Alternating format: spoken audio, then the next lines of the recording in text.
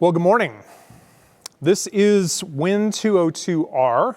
This is how to optimize your Microsoft workloads on AWS. My name is Patrick McFarland. I work with AWS, and I am in the Windows on AWS team. And with me is Murtaza Chowdhury, and he is a program manager in the EC2 business, and he'll be coming up in a little while to talk about a lot of new and exciting things that he and his team have been working on that we announced this week. So initially, I'm going to talk to you about cost optimization, because that's really the title of what our session is, of Microsoft workloads. Then I'm going to get into a review, and hopefully you've seen on how you would bring your licensing from Microsoft to AWS and give you some tips and tricks around that. Murtaza then is going to go into license management and optimization, and he has a demo of some of the new things that we have built for you at your request. And then he's going to talk about some of the customers' experiences with using License Manager. So to start off on cost optimization, we really started this initially by saying that this was a linear journey, but what we started finding as we were talking to customers is that they kind of enter and exit these different pillars at different parts of their data center exit, of their migration strategy, of the different business units that might be leveraging AWS. And so we kind of changed this to be pillars, okay? And so the way that I'm going to refer to these, you don't necessarily have to follow them directly, but these are all things that we see customers doing. So first and foremost, I'm going to get into migration planning.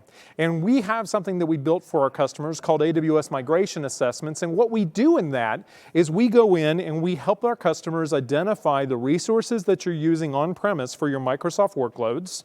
And that consists of whether or not you have the right CPU, memory, storage sizing correct, whether or not you've over-provisioned for the peak times or the different times that you would have, high points in your retail or your healthcare or your manufacturing business, whether or not you have underutilized resources during lulls of that, because that's kind of the benefit that an elastic compute cloud would provide you, is to right-size those instances.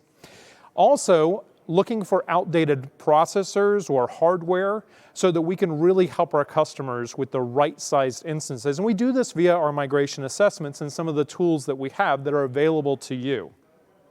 The second thing we do during that is we look at the Microsoft licensing. And when we look at the Microsoft licensing, we're looking for whether or not the right CPU combination is in place. And I'm going to talk about some optimization we made in that, but as Windows Server and SQL Server are now per core, as well as other products and technologies from other vendors, we really focus on that to help our customers reduce their workload cost. Also looking at how you can leverage, if you have an enterprise agreement, bring your own license strategy for that so that you can make sure you get the most out of your licenses. And Murtaza is going to show some really interesting enhancements and advancements and bring your own license strategy that takes a lot of the work off of you and off of your administrators. And then finally, we see a lot of customers right now who are looking as they go to later versions of SQL Server. In SQL 2016 SP2, Microsoft introduced a lot of the enterprise features for always-on availability groups and other things into SQL Standard. And so a lot of customers now are taking a really strong look at whether or not they need SQL Enterprise. And then as they upgrade, they're down-leveling to those lower cost SKUs of SQL Standard, which really reduce cost. So as an example of this, we bought a company called TSO Logic. I would encourage you to talk to your account managers. We provide this to our customers and we work with you to use this, but it goes in and it puts an agent on a hypervisor, Hyper-V or VMware, looks at physical host, and it will pull the performance data off of the box, the type of CPUs, the software that's on it, as well as the storage. And then what we do is we do an initial what-if analysis or a modeling of what you have on premise to what it would be in AWS. So for this customer, they had a lot of SQL workloads, about 70,000 users. And in this case, when we modeled it, their on-premise cost was about $800,000 for those SQL servers. If we did a like for like in AWS, because we have faster processors, better storage, things like that, than what a lot of customers may have in their data center for some of these legacy workloads, it actually initially looked more expensive. But the difference is with the faster processors and with the optimization we can do for the CPUs, we were right-sizing then with the customer to the right instances, which in some cases may be smaller than what you had on premises. And the customer ends up saving money as a result. So I encourage you to take a look at some of these migration assessments, because we do this all the time and we find a lot of cost savings for our customers, not only the licensing savings, but also the instance savings. As you continue into the cost optimization, when we look at operating systems and running it, I'm going to build this out here, we look at making sure, like I just showed, is that we right-size the instances. We have a lot of new instance families. We released a lot of new instance families this week, and what you'll find is some of the reasons why SQL Server runs the fastest on AWS is because we have released instances that have local storage with high-speed disks where people put their log files. So we've done a lot of things with our newer instance families that make SQL Server run the best on AWS. The other thing is that we also encourage you to try to create standard configurations for your developers, because what that does is that gives them the tools that they need in something like AWS Service Catalog without having to have them pick the different instance sizes and potentially have runaway cost as a result. Taking advantage of elasticity is also something very important, because what you can do then is potentially, if you have your web applications, build smaller instances that will scale out per demand. And that's something that you can do with your Windows environments. And then what you do then is you relate the cost of that for license included, so that you burst into license included, run Windows Server or SQL Server as it's bursting up in demand, and then when it shuts down, you're no longer paying for those licenses. And so that becomes a cost savings as well. And then we have scripts that we put on GitHub that you can take advantage of, to where you can turn off non-production instances for your developers or things that you may not need on the nights and weekends.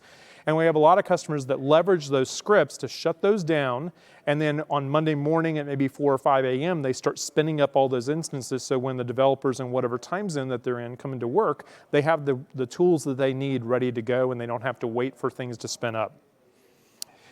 Now, I talked a little bit about bursting out. One of the things that's really important is to start looking at other ways to run your workloads. So today you might have workloads that you stand up and you put in your data center, but when you come into Elastic Compute Cloud for AWS, you may look at turning them into more steady state for maybe databases that need to be up 7/24, but then use the ability to scale out for some of the more spiky workloads that only are on at different times.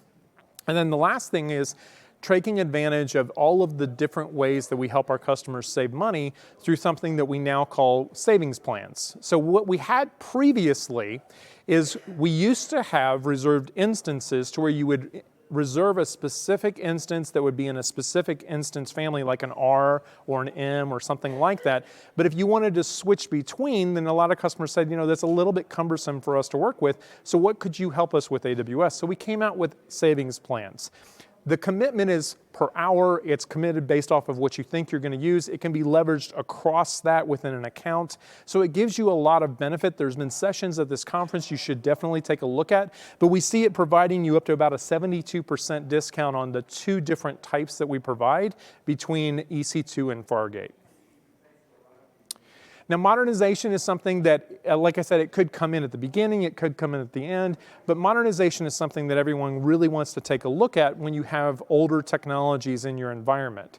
And a lot of customers now are starting the move towards .NET Core.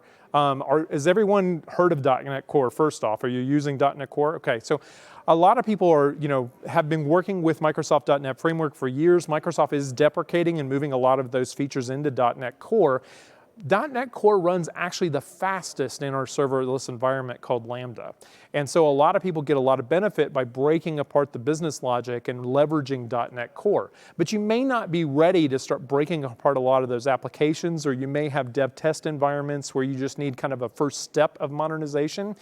And what people are really looking at now is, can I run my Windows environments in containers on AWS? Well, it's fully supported in our Docker environment and in our Kubernetes environment for our two different environments that we have. And you can do that today, and we've got examples of how to do that on our website. But the other thing too is, if you're not even ready for that, a lot of times the first step is just to reduce cost. And what a lot of customers are starting with, Microsoft came out in 2017 for SQL Server, and they provided SQL Server on Linux. And then again in 2019, just recently last month, they launched SQL Server 2019 that is supposed to be feature parity with just a very minor change. So SQL Server 2017, they said was about 90% parity with SQL Server on Windows. SQL Server 2019, they believe, or what they seemed to say at the conference last month, was about 95%. So we're seeing a huge uptake where customers are leveraging our AMIs or bringing their own licensing and putting it on the Linux AMIs we provide for SQL Server 2017. But the big difference here is you're not paying for the Windows Server. So from a cost optimization, it's kind of a step forward into modernization where you can reduce the Windows Server cost, which is about 20% of the cost of the instance that we provide when we have to spin those up for a Windows environment. We support Ubuntu, we support Red Hat, we also support Amazon Linux for that. But even so, it tends to be the first step to taking a look at your applications, getting a little bit deeper on that, and then potentially even taking a look at using something like our schema conversion tool or database migration service to move those applications into Aurora for Postgres or MySQL. And so that's kind of, as you go into that modernization journey, that's kind of 4 different ways that you can start looking at cost optimization. So the final thing I'll talk about in optimization and cost is really getting into looking at how you do cost allocation. And this is kind of in the measuring and monitoring section where you may take a look at how could you tag your environment and identify your applications and then cost allocate it to each one of the business units or to the different businesses that may use it. Now, sometimes customers tell me it's a little bit difficult to do tagging because some of the applications may have already been deployed in AWS or you may not have all the details. Murtaza is going to talk about License Manager, but one of the features of License Manager is it'll help you with some of the tagging so you can do some automation when it comes to identifying what's on the systems and then how to tag it. You're still responsible for doing the cost allocation out to the business units because we don't know that, but at least it'll give you the detail that then you can mine and identify for your tagging. You also can leverage the different reporting tools that we have, such as AWS Cost Explorer or Trusted Advisor, that'll help you identify whether or not some of the instances you may already have in AWS for Windows workloads are over-provisioned or under-provisioned and how much money you can save on each. And so those are fully supported on the Windows environment as well. So the last thing is really taking a look at everything I've talked up to this point and looking at having a great licensing strategy. And I'm going to kind of go into that next on what's available on AWS. So from a licensing perspective, I believe that we have the most flexible licensing when it comes to all the clouds and how we're able to help our customers take advantage of the Microsoft workloads on AWS. We have the ability to do pay-as-you-go licensing where we provide the AMIs that would have Windows Server or SQL Server included. You can bring your own licenses that have software assurance for SQL Server or any of the other products that qualify, and I'll talk about those in just a moment. Or you can even bring server licenses that don't have software assurance to AWS, and I'll kind of explain how you can do that in just a second. So first and foremost, our license included instances, we build those AMIs for you. We make sure they're up to date, they're patched when you get them, so you always have the latest when you get them and have them available to your developers or your administrators or your users. It's a pay-per-use, so the license is included with it. And what's really great about it is for things like Windows Server, you don't have to worry about the upgrades. So you don't have to say, am I buying a 2012 server? Do I have the ability to go to 2019? It's included in the cost. So whatever is a supported instance, you can go to for Windows Server. The other thing is the client access licenses for Windows Server, because of our agreement with Microsoft, are included with all of those AMIs. So you could see a potential in the future that if you used Amazon's images and Amazon's license included images, where potentially client access licenses may not be needed for your application. The other thing is we have all the different versions that you would need for SQL Server. So for Enterprise, for Standard, for Web Edition, as well as the Windows and Linux versions, we have AMIs already built for each one of those. So what the benefit of the license included is you don't have to worry about true-ups, you don't have to worry about compliance because we're all reporting that back to Microsoft in the back end because you're just paying for the instance as you run it. Now, when you get into how to bring your licenses to AWS, there's really 2 different areas that you can look at. The first is the shared tenancy with license mobility, and the second is if you were going to bring your dedicated instances, your licenses that may or may not be eligible for license mobility into our dedicated environment. So let me just kind of explain what those environments are. first. So we have really a couple of different environments. Our shared environment is exactly what it sounds like. It is shared, meaning there's other customers on the same server. We do the instance placement. When you spin the server up, it's a pay-as-you-go model. So you have the ability to spin that up, and we'll identify what host that it's put on. But then we also have two different areas where you can put instances, and this is dedicated instances and dedicated host. And the reason why we have this is to follow the Microsoft Volume Licensing rules. So the Microsoft Volume Licensing rules for some of the technologies indicate that they have to be on a named server. So if we're looking at dedicated instances, you're the only customer on that instance. You just have an instance that you may want on that server or a set of instances. We put it on the server for you, and then you pay for the instance and a small hourly charge for that instance because you're not consuming the whole server at that point. But you also could go to a dedicated host where you have the entire host, and then you basically can provision all the capacity of that host and get the benefits like most people do if they have VMware, where they license the host of the server and then all of the guests are free with things like Windows Server Data Center or SQL Enterprise. And Murtaza is going to talk about some really great enhancements where we take a lot of the management of that out of the way for you as we get into the second half of the presentation, and it's kind of neat to kind of see some of the enhancements that they've done. So license mobility, I mentioned. License mobility, and these are the products on the right-hand side here for you, left-hand side here for you, that have license mobility with Microsoft. If you're paying for software assurance, the products on the left-hand side have license mobility. That includes, for example, SQL Server or SharePoint or Dynamics or any of the others. They can be brought to the shared environment. So you can spin up a Windows EC2 instance and install those products, and you're not required to pay in Amazon for those products per se. You're bringing that license to AWS. Now we do have, like I said, some restrictions with Windows Server and some of the other products at the bottom, but that's the reason why we created dedicated environment so that you could still have options to bring those to AWS. And so we provide both the Windows AMIs as well as SQL, but you could also bring your SQL to our Linux AMIs or to our Windows AMIs and install those.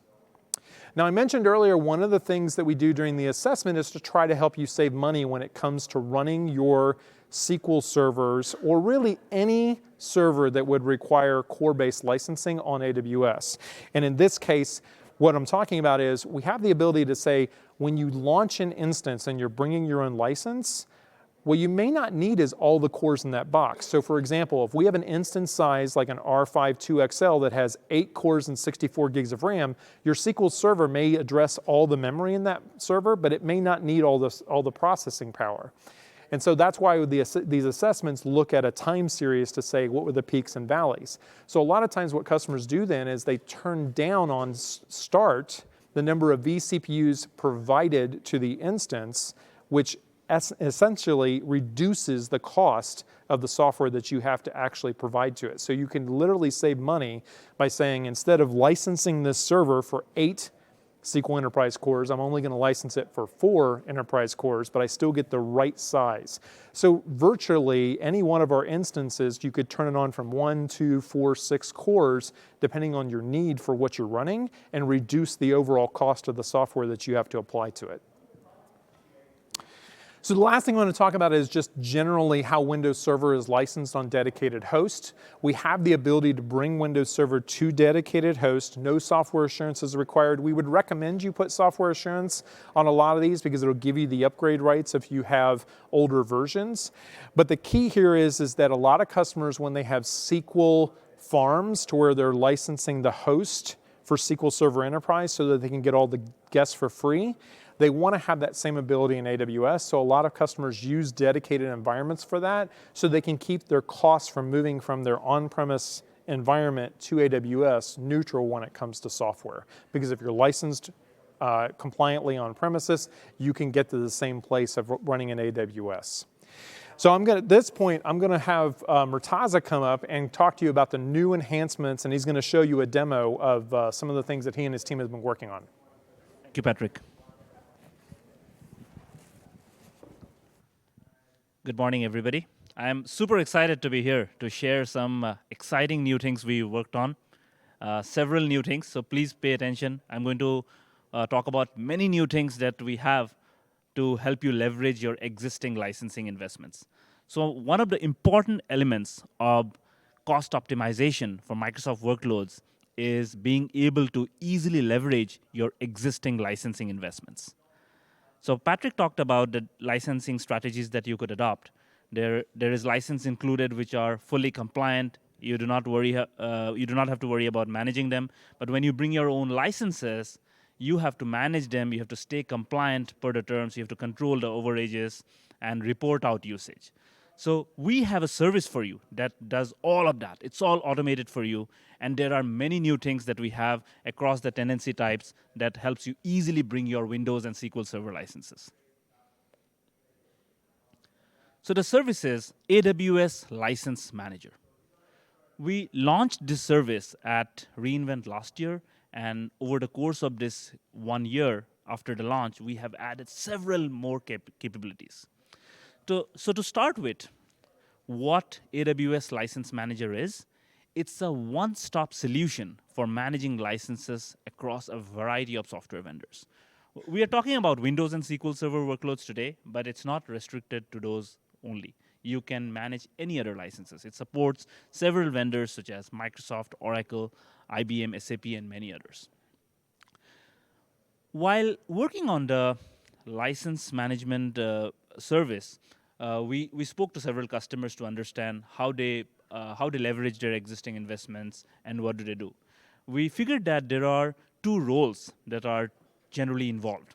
So there is the user who do not want to be bothered about license management. They simply want to spin up instances, spin down instances, and then there is the asset management team or the license administration team who is responsible for managing licenses, reporting out the usage at the time of true-ups and audits, and ensuring that the licenses are used in a compliant manner.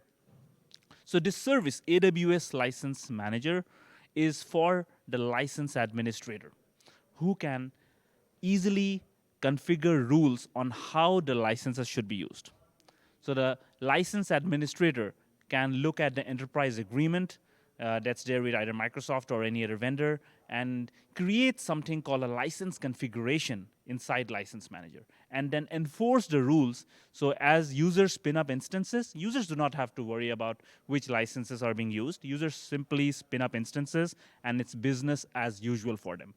And while it happens, the service takes care of accounting for how many licenses are used, if there are limits enforced, to making sure that the licenses stay within the limits allocated by the administrator. And there are several things that the administrator can configure, like configure the limits, configure the different tenancy types where it can be used, the license mobility options that Patrick talked about. All those things can be brought in easily to License Manager.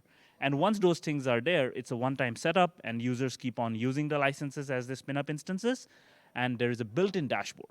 So at the time of true-ups and audits, administrator can simply go to the dashboard and report out usage. To back up a little bit, make sure we understand what it solves. We have heard from customers that license management has been a traditional problem, but as customers move to the cloud, the challenges increase because it's very easy to spin up and spin down instances. And the challenges involve staying compliant, controlling overages, and reporting out usage at the time of true-ups and audits. So this graphic represents some of the things we heard during customer discussions. That, hey, there is a true-up coming up in a few days, and we are scrambling together to find out how many licenses are there, how much we are using, and we have heard tooling, we have heard different levels of sophistication in terms of toolings that were there, from spreadsheet to some tools that do a very narrow specific thing. So we looked at that problem space and said, hey, we can help with a service that can help across software vendors, across products, where you do not have to manage anything. Let the service do it, you configure it, and let the service do it for you. And users can spin up instances as much as they want, and license compliance is taken care based on the defined rules there. So to talk a little bit about how to use License Manager, and I have a demo at the end, I'll go through it, some of the existing capabilities as well as the new stuff. So you can emulate your licensing terms as rules inside License Manager, and then you can enforce them at the time of launch. You can also discover existing usage. If you have a lot of instances already, by the way, it supports your hybrid environments. If you have usage on-premises as well as cloud, you can track both of them together centrally in AWS License Manager. And in AWS, if you're using multiple accounts, this integrates seamlessly with AWS organization. So all the accounts, all the usage, you can see at one place. And there is central report. The dashboard gives you a view of all the products across on-premises and cloud and across all your accounts together. Here's a view of how the dashboard looks like. After the configuration is done, as users spin up instances, and imagine the situation again, the true up is coming up. All you need to do is come to the dashboard and report out usage. It tells you clearly what products you have, how many licenses had been allocated, how many are used, and if there are any notifications, like whenever there is a violation, it integrates with our notification service called Simple Notification Service. So you can configure as an administrator who should receive that notification. And if you have actions such as, hey, I've exhausted all my licenses and I want to buy more licenses or onboard more licenses here, you get those limit alerts as shown in the dashboard here. And you can take action based on that. So customers have been leveraging License Manager to simplify their licensing true-ups and audits. Here are two testimonials from our existing customers. Xero is one of the leaders in the business software space. They have simplified their SQL Server licensing true-ups and audits by using License Manager. And Pearson, who is a leader in the education space, they have significantly reduced the time and effort they used to earlier spend in managing licenses. So we talked about using spreadsheets and different tools, and there was time and effort required earlier to manage those licenses. It's not needed anymore. You simply configure it in License Manager, and at the time of true-ups, you simply report out usage from there. Please pay attention to this one. There are more capabilities in License Manager. Well, so what we had up till a few weeks back was you could bring in the rules, like I said earlier, you could enforce launches, you could also discover. Now we have more automation there. You can now automate the discovery process. So if you have a Windows or SQL license, you can tell License Manager, hey, I'm interested in knowing how many instances are there of Windows. And you just leave a rule there.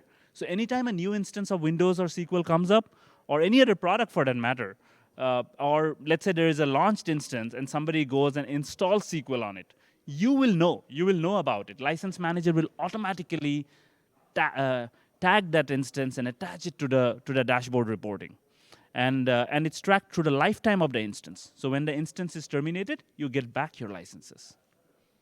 And if there is any licensing violation, you will get notified and you can take action based on that. So the other thing that we did was provide you more visibility into how your licenses are used. We now have an experience in License Manager where you can easily differentiate between the licenses that are Amazon provided versus your own. We heard this need from customers that at the time of true-ups and audits, they are asked to show evidence of the licenses that they are own. Earlier, we heard that when customers were not able to provide that evidence, they used to over-report. They used to say, hey, everything is BYOL, because that's a safer thing to do, to not get any penalties. But now, you can easily differentiate between. You can point out which instances are using Amazon-provided licenses versus which instances are using your own licenses. And the dashboards, you can configure the dashboards to only report out accurately the BYOL, or bring your own license usage. So this will provide you better visibility into your environment, and you can accurately report out how many licenses you're using. So you only pay for the licenses that are being used. And you can also, based on this, you can also forecast at the time of the next true-up how many licenses you actually need. If you over-allocated, you can figure out, okay, I probably need less than that, or if you need more, you can pre-plan for that. So that's how it helps you reduce your cost and leverage your existing investment and get the right number of licenses that you need. Here's a peek at how this looks like. So if you see the screen here, this is how you bring your license terms. It's called a license configuration. So all the things on the top that you see, like the name, the description, the license type, those have been there. Those have been there since the launch of this product last year. What we have added now is that product information section that you see there. You can define the product information, and that's what automates. That's what automates the discovery. It will look across your environment, across on-premises, across cloud, across your various accounts, and attach all the instances that have those products installed. And you can say, please pay attention to that checkbox below. Do not track license included. It will filter out any instance that has Amazon-provided licenses. Here is how if you need to provide deeper data at the time of true-ups and audits. We have a manual discovery experience, because we heard from customers that at any point, even though the automation is there, at sometimes we may need to provide additional data, like which instances are running what. So you get this seamless experience. This is a central search experience where you can search through products, and you can simply say, hey, show me all the instances that are running SQL. Show me all the instances that are running Windows. And in this, additionally, you can specify whether it is license included or not. You can say, show me all the instances that are license included Windows or not equal. So you get several operators there. Very easy to use. You can say license included. The example shows equals. You can also use not equals, and you can say which product you are interested in. And it will list down the instances across your environments, across all your accounts. So as I said earlier, License Manager helps you manage a variety of software licenses. Customers are bringing various operating system licenses, such as Windows Server, Red Hat, SUSE, different database licenses, different application licenses. License Manager also supports BYOL with AWS Marketplace. So the way it works is any license that is based on license type of virtual cores, physical sockets, or number of instances can be tracked using License Manager. Even applications such as firewalls and load balancers, which are not really dependent on the cores, but needs to count a number of instances, you can count those using License Manager easily. So to focus this discussion on Windows and SQL, from now on, I'll only be talking about Windows and SQL, but please remember that if you have any other product other than Windows and SQL, you can manage them as well using License Manager. So let's look at the Windows and SQL bring your own license customer journey till, say, last week. We launched a huge enhancements this Monday, which automates your bring your own license journey for Windows and SQL Server. Earlier, Patrick talked about the different tenancy types. If you are bringing core-based licenses, you would bring them to dedicated tenancy, dedicated host to be more specific. So you could migrate your environments on-premises to dedicated host, and you could report out usage using License Manager. But while you were using dedicated host, you had to write additional automation. And you had to figure out when to allocate a host, which host to place your instances on, so that you could maximize the utilization of your host and licenses. And you had to do some planning on capacity as well. Most customers told us that they had to upfront allocate the host so that users can bring up instances. And even the users, they had to specify at the time of launch the host ID to which host an instance is going to. So we have looked at that, and we have reduced the automation. In fact, we have minimized the automation that is required now. We heard from customers that while you bring your Microsoft licenses, Windows and SQL Server, to dedicated hosts, you had to manage your host with the things I just talked about: host allocation, capacity utilization, instance placement. You had to also manage your media. You had to make sure the media is patched, it's updated, and you had to track licenses. So customers who were using License Manager, they were fine with the first one, but they still had to automate media management, and host management. So I'm going to dive deep into host management. but there are the specific sessions that are happening for media patching. But let me give you a quick overview on that. So for media management, License Manager integrates with a new product, which also we announced on Monday morning. It's called EC2 Image Builder. What that product does is it automates the creation of golden AMIs or AMI, and you could specify the cadence in which the AMI should get updated, when new AMI should be created. So you don't have to worry about that. You set it up once, and Image Builder takes care of that for you. And it's integrated with License Manager, so anytime a new image is created, it would have the right licensing rules attached to it, so you don't have to do it again. Coming to host management now. You can bring your eligible SQL and Windows Server BYOL licenses to AWS using dedicated hosts.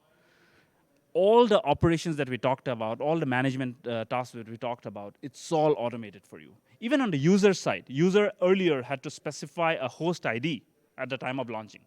Now, user can simply launch instance by just specifying the AMI and the instance type. It's similar to the default EC2 experience. So for the user, the experience is as similar as using licenses from Amazon. So there is no additional management. All the management tasks are taken care by AWS License Manager. So when a user is launching instances, user can simply specify the AMI and the instance type, and License Manager and AWS will determine which host it needs to go to. It'll use your management preferences, when to allocate a host, how to use the capacity effectively, and that's how it helps you reduce cost. Getting deeper into that, how you specify the host management preferences is using a new construct that we have introduced in License Manager. It's called Host Resource Group. So the group is an entity. Think of it as a collection of dedicated hosts that's managed by AWS. And you can configure settings at a group level. No longer you have to manage things host by host. We launched a capability to improve resiliency of BYOL with a capability called host recovery. We launched that in the middle of this year. Now, you can centrally configure that on a group. You don't have to go to each host. You simply create a host resource group and say that you need host recovery. Additionally, to help you gain elasticity while running your BYOL, you can configure host allocation.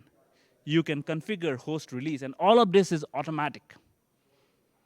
And instance placement is also taken care by AWS. So as you saw earlier, users are simply now providing the AMI and the instance type and launching instances, and AWS takes care of all of these management tasks for you. And users can use their preferred mechanism of launching instances. Please pay attention to this. This is brand new. Auto-scaling groups. You can now use auto-scaling groups with your Windows and SQL BYOL on dedicated host. And the auto-scaling group experience is similar to default EC2. Once you have configured that group, simply go to auto-scaling group and define your scaling policies, and you're all set. It's fully elastic. It knows how to scale out, how to scale down based on your policies. And the dedicated host allocation and release is all taken care now by AWS. The other mechanisms are run instance, that's the default launch experience, and EC2 launch templates, where you can automate all the parameters that user can pass at the time of launch. So I have a demo. I'll show you a demo, but before we get to that, I want to show you how the magic works, how we do things under the covers as users are launching instances. So as an administrator, you have created the host resource group. You have asked host resource group to automatically allocate host, automatically release host, take care of automatic recovery, manage instance placement. And now user is launching a C5 large. So you do not have any host. Look at this. You do not have to do any upfront allocation. There is no capacity planning. As user launches this instance, AWS sees that there is no host. So it allocates a host, attaches the licenses there, and places the instance. Next, a C5 2 extra large comes in. Pay attention to this. Earlier, if your instance size had changed, you had to allocate a different host. Not anymore. It would now go to the same host. Now we support multiple instance sizes on dedicated hosts.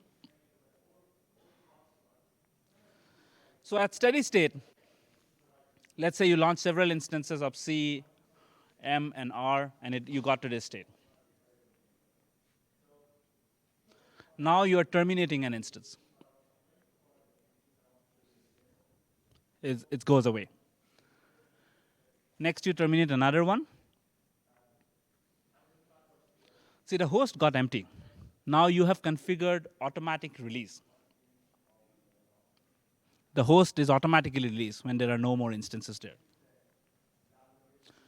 Patrick talked about savings plans earlier, which seamlessly works with this. Earlier, the reservation model that we have in host is a reservation is applied on a host, and you cannot move them. Now with savings plan, you get additional flexibility. Hosts can come in and go. It'll auto-allocate it, it'll get auto-release, but you still get your discounts. All of this results in additional savings. Please pay attention to this. These are all new. Dedicated hosts now supports multiple instance sizes. You saw mixing of instance sizes there, the C5s there. Different sizes within the same family can be put on a host now. Next one, you do not have to do upfront allocation. You do not have to keep your host on standby when there are no instances. AWS takes care of automatic allocation, automatic release, and hosts come in only when you need them, only when an instance needs them. And you leverage savings plan along with it to get your discounts as well. Third is cross-account sharing. So the whole experience is integrated with AWS organizations. You can share your host capacity, all your dedicated hosts, across all your AWS accounts. And any account, a user from any account can launch instance and leverage the same capacity so that you leverage the same capacity, you increase utilization of the host as well as your licenses. So all of this results in additional savings. Depending on the workloads, the savings may vary. We worked with few customers and we saw that savings can be around 30%, but it can be more or less depending on what kind of instance mix you have and how you have chosen to place your licenses together or not. So you get a lot of additional flexibility as well. Like on a group, you could say that make sure all my Windows and SQL licenses stay together, and on a host, do not put other licenses there, so that if you want to maximize your license utilization. But let's say you have unlimited number of licenses, and you care more about cost on AWS, then you can say that, hey, I don't care about which license is running where, just as long as you make sure you take care of compliance based on my definition of rules, I'm fine. But mix things so that the host costs come down. You can do that as well in License Manager.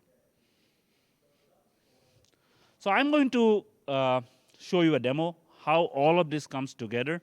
I'm going to walk you through a use case before I switch to my demo environment. Let's say you have a two-tier application.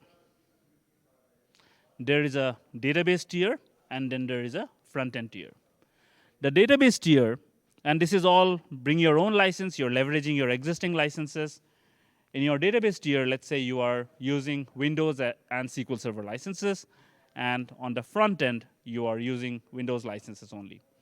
And you could use auto-scaling group for both of them to take care of peak load and scale out and scale down as you see fit. Earlier, you had to do capacity planning. You had to figure out how many hosts you would need at peak capacity, allocate hosts, purchase reservations, keep the hosts on standby. Now, you simply create a host resource group in License Manager, and you can define maximum limits based on the number of cores of license you have, and AWS takes care of the scale out and scale in policies. I'm going to switch to the demo environment now.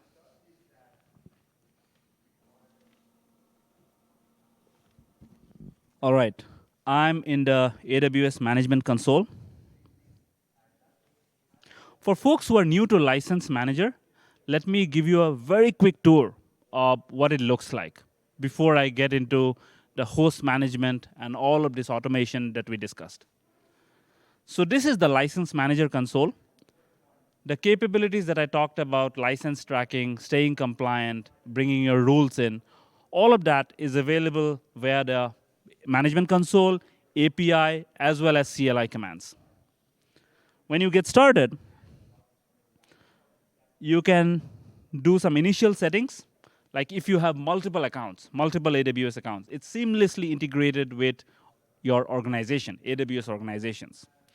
So you see the checkbox on top. It's as simple as clicking that checkbox. All your organizational accounts would get synced with License Manager, and you can centrally manage licenses across all your accounts. We also talked about discovery. If you have existing usage, you can discover usage. What instances are running what. And License Manager integrates with AWS Systems Manager, and turning that on is the second checkbox. You simply turn that on, and discovery is set up. A cross-account discovery experience is set up for you. And look at the third one. It's simple notification service.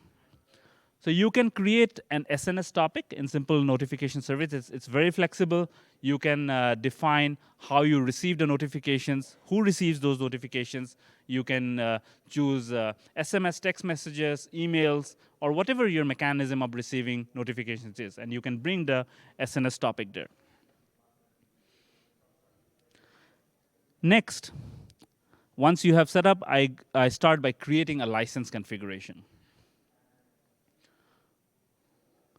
So you can give it a name, a license configuration name.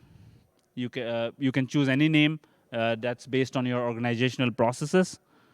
You can give it an optional description. And here is the license type.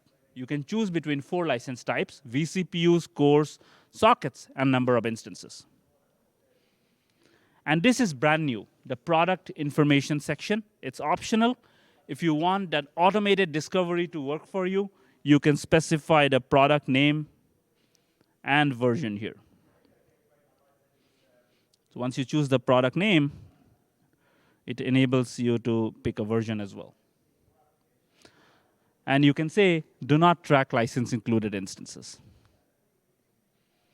So I have a license configuration created already for Windows Server and SQL Server. I'm going to leverage them. So let's see what I have here. I have a Windows Server data center license. I have said the license type is core, which means physical cores.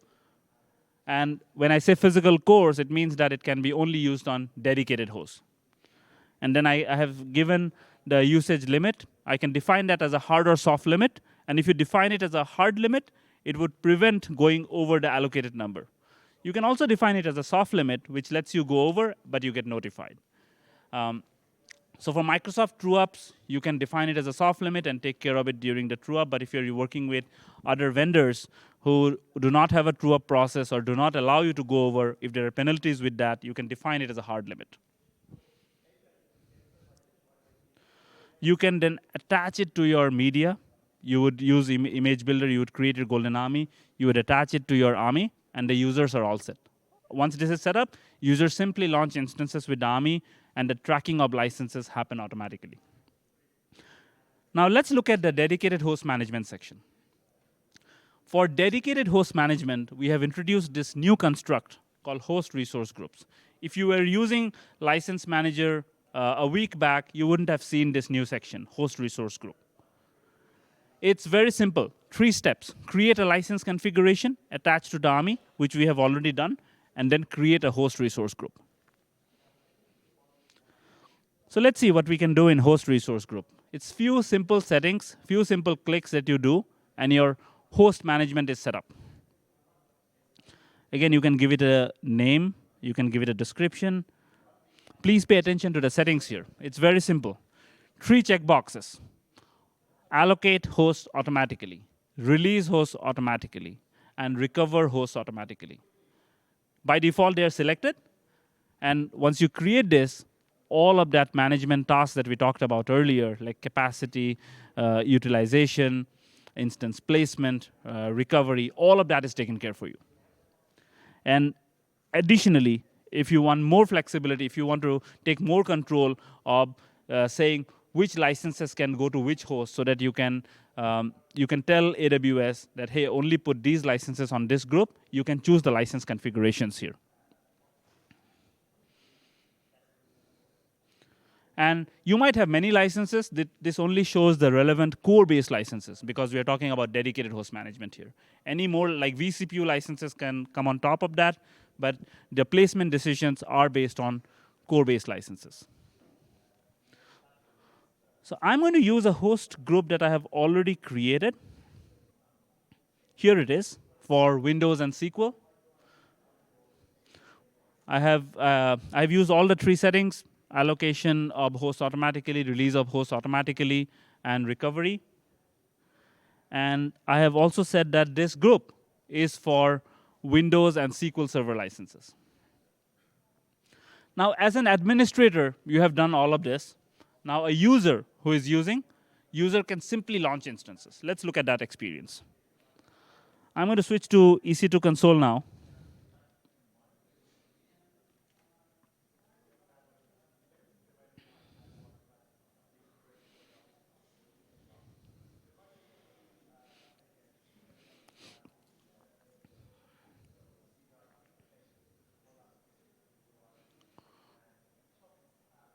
So user, we said earlier, it's business as usual.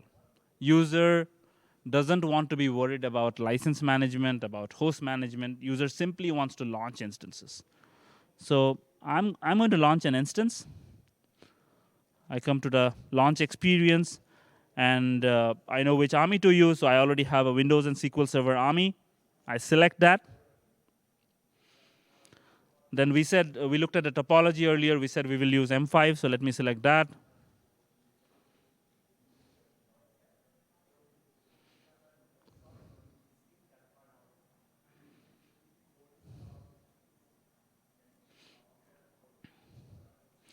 Let me pick an extra large. I can skip this step, but I want to show you something. Please pay attention to this one. Earlier, user had to specify tenancy, specify a host ID. Now all of that is automated. Look at the tenancy field there. It's dedicated host. It's pre-selected. How that happened is, as an administrator, you had created a license configuration, created a group, attached it to the ARMY. So now when the instance launch is happening, AWS already knows that this needs to go to a dedicated host. It's pre-selected here. And if there's an advanced user who wants to specify, if they have multiple groups like dev test environment, production environment, they can do that as well.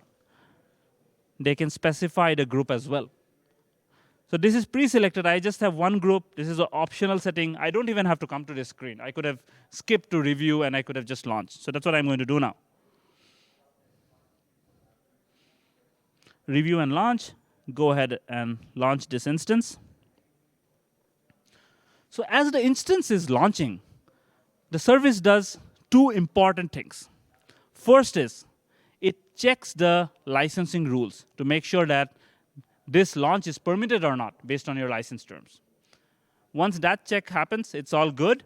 Next is takes care of dedicated host automation.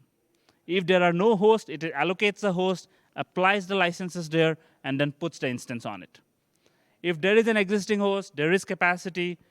Even if it is multiple sizes, it would carve out capacity there if it's a different size and put the instance there. So all of this magic happens under the covers for you. License compliance based on your defined terms, and dedicated host automation based on your management preferences. Let me now show you how auto-scaling works. I'm going to go back to EC2 console. So for auto-scaling groups, the way you do it is you use EC2 launch templates. You use launch template to say, this is the ARMY I want to use, this is the instance type, and then you simply proceed to creating an auto-scaling group. It's the same experience as default EC2. So I have a launch template here. I'm going to select it, and I'm going to create an auto-scaling group. The auto-scaling group experience, there is no mention of dedicated host because it's the default auto-scaling experience.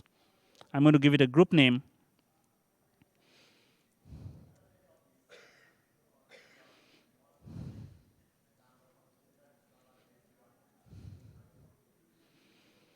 All right, all usual settings like subnet, other things. You can define your scaling policies. You can keep it at initial size, or you can have it as a fixed size, or you can define your scaling policies. You can say whenever average CPU is 60, scale out. These are default settings here. You can also define scale in, which I won't do now. So you create an auto-scaling group. It's as simple as that. You create an auto-scaling group. It got created for you. It takes care of peak load. It's elastic. This is all new. It's elastic. You do not have to worry about capacity utilization. As users launch instances, it scales out, it scales in, allocates host automatically, releases host automatically, and in the unexpected case of any failure, it also recovers automatically. Let me now switch back to the slides. I have a few more.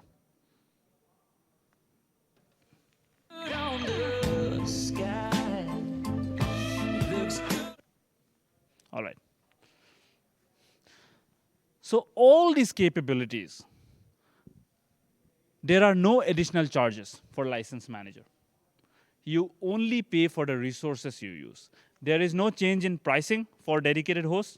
The dedicated hosts are still allocated in your account. There is no change, and it's allocated in your account so that you stay compliant based on your licensing obligation. You license by course, but the allocation, release, instance placement, capacity utilization, license tracking, media management, all of that is taken care for you. AWS does all the automation, and you simply launch instances. And at the time of true-ups and audits, you go to the dashboard and report out usage. It's as simple as that. So please start using License Manager and take advantage of all these capabilities, all these new capabilities, all this automation, and let AWS take care of manageability on your behalf. And all the things, they make it more cost-effective. Leverage the multiple instance size support, leverage cross-account, leverage automatic allocation, automatic release, savings plan, leverage all of this. So these breakouts have already happened, but I want to make sure that they'll be all available on YouTube, so you can go back and look at them. So some of them are relevant to this. If you want to understand more on licensing, there is a separate licensing session. There's also basics of License Manager session that has happened. There's a chalk talk on all of this that we just spoke about. And if you want to learn more about image builder, savings plan, all of that is also available on YouTube.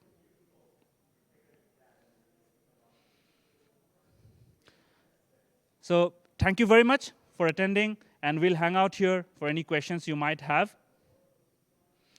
And to encourage us to deliver better sessions, please provide your evals as well. Thank you very much.